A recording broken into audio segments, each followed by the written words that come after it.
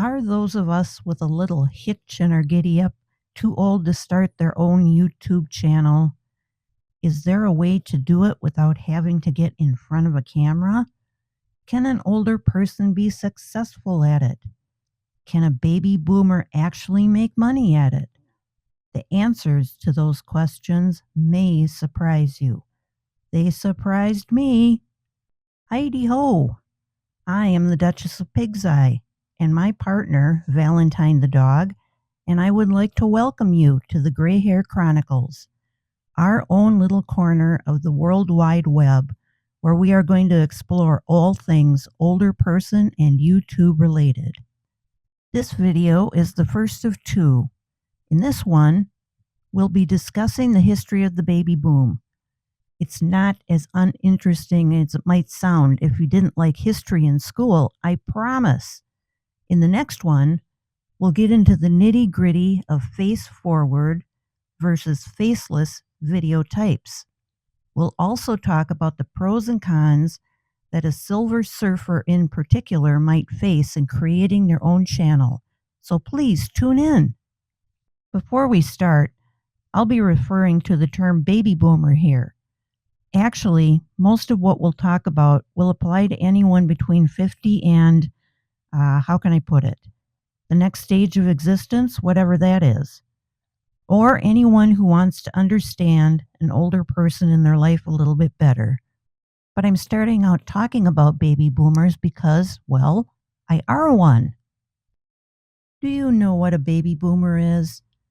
Valentine was kind enough to do some research for me, and she found that the Merriam-Webster Online Dictionary defines us as a person born during a period of time in which there is a marked rise in a population's birth rate, especially a person born in the U.S. following the end of World War II, usually considered to be in the years from 1946 to 1964. A form of the baby boomer generation is pretty much universally recognized around the world. Many countries saw a big bump in the baby population after World War II as soldiers got home and wanted to celebrate the fact that they had survived. But the experiences in each country can vary greatly and are influenced by local historical events, societal norms, and cultural expectations. In Europe, North America, and Australia, many boomer parents saw an increase in their standard of living, letting them provide for their families in ways not known or dreamt of before.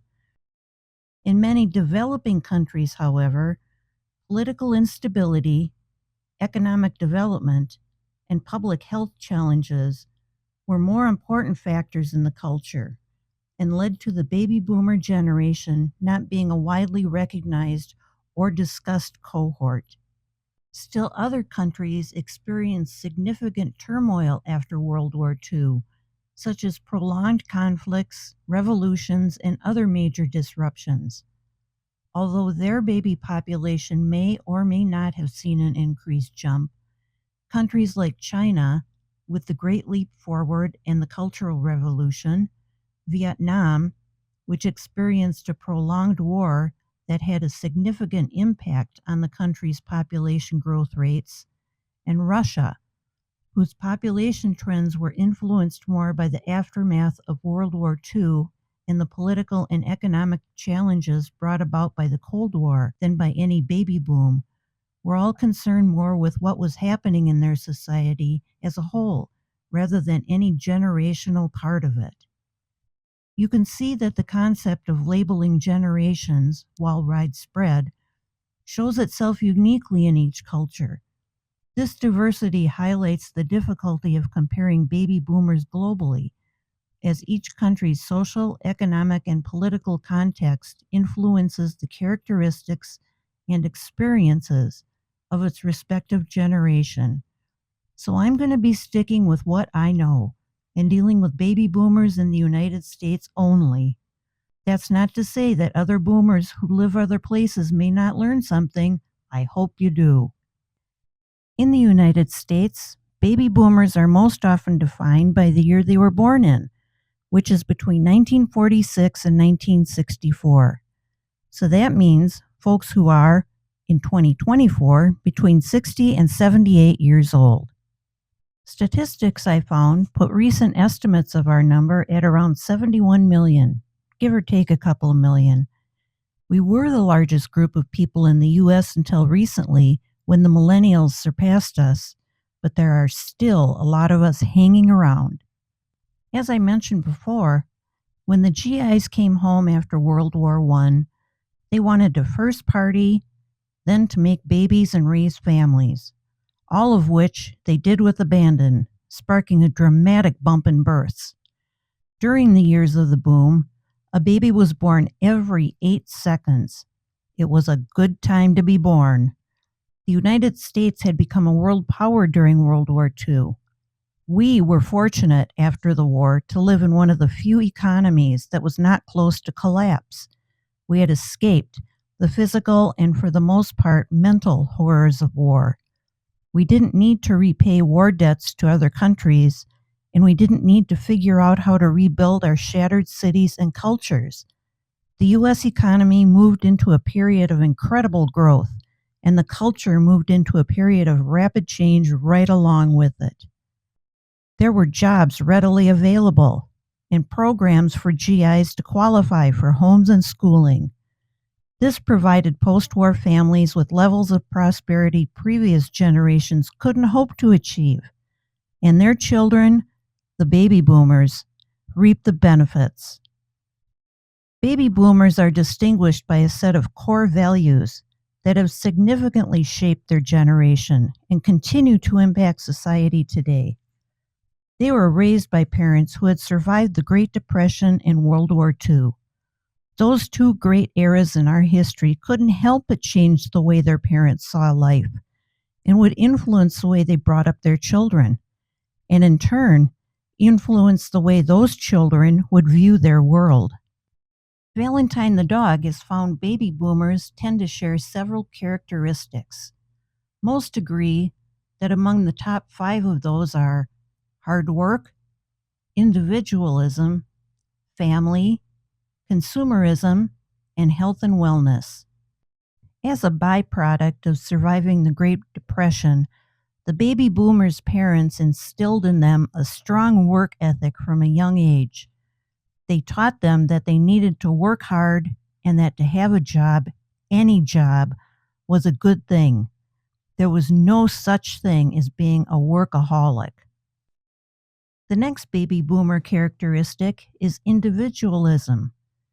The group exhibits a strong spirit of individualism, growing up during significant social changes such as the Civil Rights Movement, women's equality movement, and the sexual revolution.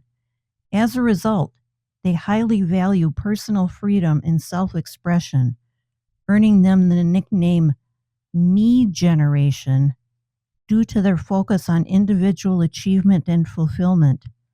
They embody a stick it to the man attitude that embraces uniqueness.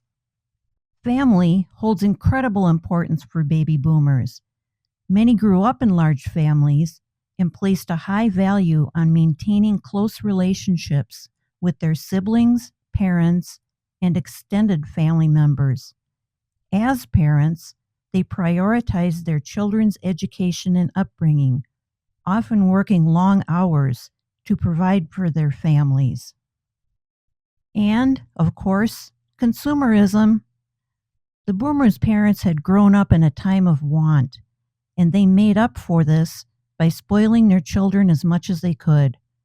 Spurred by being raised during a time of prosperity and economic growth, the boomers began spending in their teens on new products and technology and have continued that practice throughout their lives. Many baby boomers have been interested in their health and what they could do to improve their quality of life from a young age. They were the first to embrace fitness and wellness practices in numbers. Regular exercise, healthier diets, and alternative medicines have been a hallmark of the group and have resulted in increased health and longevity as they have gotten older. If you're a U.S. boomer, have you ever felt like you didn't quite belong when baby boomers were being discussed? There's a reason. While the baby boomer generation is often recognized as a unified force that reshaped the United States political and cultural landscapes, it is becoming increasingly apparent that significant differences exist within the group.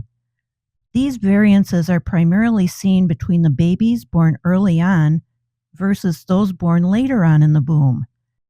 Those two groups have been named the early baby boomers and Generation Jones.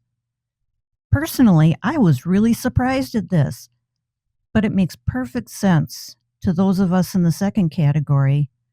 I live in a senior apartment complex, and there is a definite difference between the older seniors and the younger seniors. I don't mean with activity levels. Many of the oldest in age are the most physically and socially active, but there is a psychological difference that you can really observe.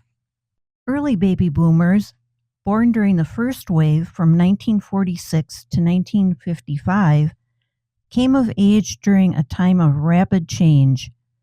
They were profoundly influenced by the rapid changes in United States society, the evolving role of women, a burgeoning economy, and a counterculture movement eager to make its mark on society.